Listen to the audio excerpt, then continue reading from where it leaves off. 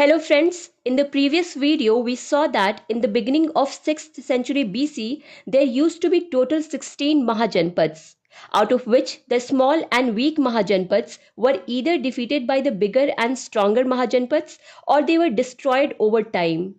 And due to this, only 4 Mahajanpads could survive till the middle of 6th century BC. These 4 Mahajanpads were Kaushal, Avanti, Magad and Vats. After that, for the next 100 years, there were wars between these 4 Mahajanpads for political hegemony. And at the end of these wars, Magad emerged victorious. And thus, Magad became the center of political activity in North India. So we can say that the most powerful and prosperous kingdom that emerged in the 6th century BC was Magad. After this, the most powerful and prosperous kingdom in 5th century BC and 4th century BC was Magad only. So the question that comes here is, what was the advantage that Magad had due to which Magad remained the most powerful and prosperous kingdom for such a long time? So there were two main reasons for this. Firstly, Magad had a very special geographical and strategic advantage. Secondly, its rulers were very powerful and ambitious. So we are going to cover these 2 points in detail here. Let's start with the geographical and strategic advantage of Magad. So here we can see that Magad had a very fertile land, and the reason for this was that Magad was between the upper Gangetic Valley and the lower Gangetic Valley, because of which the land here is very fertile, and Magad was benefited by this, that the agricultural produce of Magad was always in surplus, which means they were also able to impose more taxes on their people. Apart from this, iron ore was available in abundance in the hills near Rajgir, the capital of Magad, and this was the time when technological developments related to iron were taking place. So more iron means more development and more progress. Apart from this, deposits of copper and iron were also available in the Gaya region of Magad. And the most important thing was that the capital of Magad, that is Rajgir, was surrounded by 5 hills. These hills used to act as a natural fort, and that is why this place was also called Grihraj, and it was considered impregnable, which means it was believed that this fort could not be penetrated. And the most important thing for any Mahajanpad was that they could protect their capital, and here the capital was naturally protected. So these were the geographical and strategic advantages which helped in the progress and prosperity of Magad. Now let's talk about the powerful and ambitious rulers of Magad. Magad had not one but many ambitious and talented rulers who ensured that Magad continued to expand and progress. The name of the founder of Magad was Brihadrath, and he has also been mentioned in Rigved. And in his name, the Brihadrath dynasty was started in Magad. His son's name was Jarasandh, whose mention we get to see in Mahabharata as well. After Brihadrath dynasty, a new dynasty started here, whose name was Pradyot dynasty. After that came Haryank dynasty. In true sense, the rise of Magad started in the time of Haryank dynasty only. Before this, Magad was not so powerful. After this came Shishunag dynasty, and during the rule of Shishunag dynasty, Magad started expanding very rapidly. After this, the expansion of Magad increased more rapidly during the rule of Nand dynasty, and ultimately during the rule of Maurya dynasty, Magad had reached its peak. So now let's talk about the powerful and able rulers of these dynasties. Let's start with Haryank dynasty. The founder of Haryank dynasty was Big B, that is Bimbisara, and this was the time when Magad was emerging rapidly. And to strengthen his position, Bimbisara resorted to matrimonial alliances and military expeditions. So let's first know about his matrimonial alliances. Bimbisara married Princess of Kaushal Mahajanpad, Kosla Devi, and in return he got the region of Kasi in dowry. And the region of Kasi was a very high revenue yielding region. Magad's economy got a big boost from this. After that, he married Princess Chelana of the Lichvi clan of Vriji, whose capital was Vaishali. Vaishali is in the northern region of Magad. That's why Magad benefited from this marriage, that now their northern frontier was secured, And not only was it secured, but also their border had now extended up to the hills of Nepal. Apart from this, Bimbisara also had another marriage, and this time he was married to the princess of Madh clan of Punjab. So ultimately, due to these matrimonial alliances, Magad expanded both westward and northward. Now let's talk about Big B's military expeditions. But before knowing about his military expeditions, we should know that he was also known as Senya or Srenika.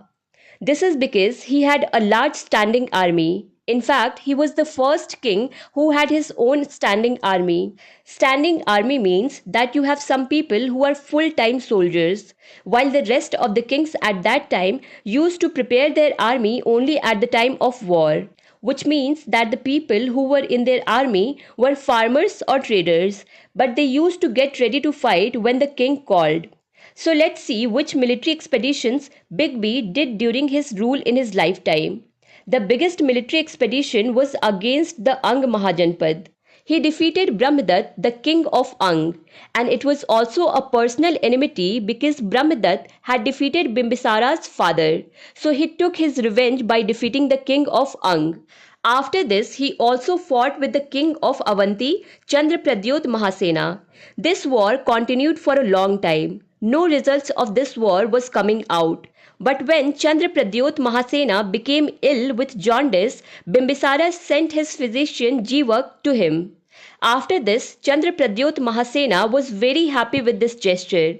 The fight stopped and both were reconciled. So in this way, we can say that Bimbisara strengthened the position of Magad not only by military expeditions, but also by his diplomatic skills and matrimonial alliances. Bimbisara ruled from 544 BC to 492 BC. This was the time when Mahavir and Buddha also existed and they were propagating their religion. In fact, Mahavir was also a distant relative of Bimbisara. What was his relation with Bimbisara? We had already covered it in the video of Life of Mahavir. Now there was a small controversy here. That controversy was that both these religions claim that Bimbisara was their supporter. Although no such evidences are available, and whatever evidences are available, it is only known from them that Bimbisara had given some gifts to the Buddhist Sangh. So that was about Bimbisara's rule. Now let's talk about his son Ajatasattu, who ruled from 492 BC to 460 BC. He was the son of Bimbisara's wife Chelana. Now the point to be noted here is that when Bimbisara had acquired Ang Mahajanpad, he had given full responsibility of its administration to Ajatasattu. So Ajatasattu was already involved in the administration, but his ambition was to become the king as soon as possible. But you can see that Bimbisara remained king from 544 BC to 492 BC. That is for almost 52 years. And he could have ruled even more if Ajatasattu had not killed him. Ajatasattu locked him in jail and kept him in jail for many days without giving him food. After few weeks he died, and thus in 492 BC Ajatasattu's rule began. But due to Ajatasattu becoming the king, a family dispute started happening. Basically, Bimbisara had two wives. One was Chelana, who was the princess of Vriji, that is Vaishali, and the other was Kosla Devi, that is the princess of Kaushal. Ajatasattu was Chelana's son, so Kosla Devi was not happy at all when Ajatasattu brutally killed Bimbisara and became the king of Magad. And you might remember that in the beginning of this video, we had said that when Kosla Devi was married to Bimbisara, then Kasi was given to Bimbisara as dowry. And because now Kosla Devi was not happy with Ajatasattu becoming the king, then Kosla Devi's brother Prasenjit, who was the king of Kaushal, took back Kasi. And this became the reason for the tension between Magad and Kaushal. And that is why there was a fight between them. And ultimately Ajatasattu won in this battle. And the benefit Magad got from this battle was that now Kasi was back to them, as well as the daughter of King Prasenjit, whose name was Vajira, was now married to Ajatasattu. But the matter did not end here. Ajatasattu suspected that the Lichwi clan, which belongs to Vriji, that is Vaishali, was supporting Kaushal in this fight. So Ajatsattu now had another fight with Vaishali. Ajatsattu defeated Vaishali in this battle and invaded. Because of these two battles, Magad Empire had become bigger than before, because now Magad had both Kasi and Vaishali. So we can see that, like Bimbisara, Ajatsattu also contributed in the rise and progress of Magad. Ajatsattu won these big battles through some innovative armaments. Rath Musil is named among his innovations. Rath Musil is exactly the same type of chariot that you would have seen with Bhallal Dev in Bahubali movie. It has a big blade in front of the chariot which keeps rotating and helps in mass killing of enemy's army. Apart from this, they also used Mahashilakantika. Mahashilakantika was a huge wooden catapult which could throw huge stones on the enemy's army and could also break their forts. So these were two innovative armaments that Ajatsattu used during his war.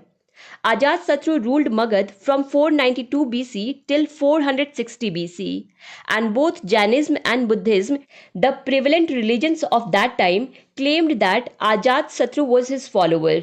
But the general belief is that Ajatsattu initially followed Jainism, but later he became more influenced by Buddhism. In fact, the scriptures of Barhut shows that Ajatsattu had met Buddha during his lifetime. And it is said in Mahavamsa that Ajatsattu had also built many vihars and chaityas for Buddhist Sangh. Mahavamsa is the historical chronicle of Sri Lanka, which is also called Great Chronicle, and it was written by Buddhist monk in Pali language. Apart from this, there was another great thing that Ajatsattu did in his lifetime. He patronized the first Buddhist council. We have already read all the details about it in the video of Buddhist councils. Ajatsattu's rule lasted till 460 BC.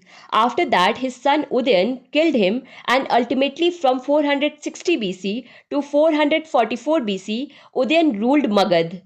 There was no major incident happened during the rule of Udayan, but still he is remembered for building a fort which he built at the confluence of Ganga and Son river in Patligram. Now the question arises here why this fort is so important and why it was built in Patligram. So you can see in the beginning of the Haryank dynasty, Rajgir used to be in the center of Magad. It was also the capital. But because of the expansion done by Udayan's forefathers, now Rajgir was not in the center of Magad. So in such a way, Patligram was becoming an area of crucial importance. So that's why Udayan had built a fort in Patligram. So in today's video, we read about Haryank dynasty. In the next video, we will cover the remaining dynasties of Magad as well. To understand Indian history and Indian polity in detail, do follow Bookstava playlist. Link is given in the description box. Thank you for watching.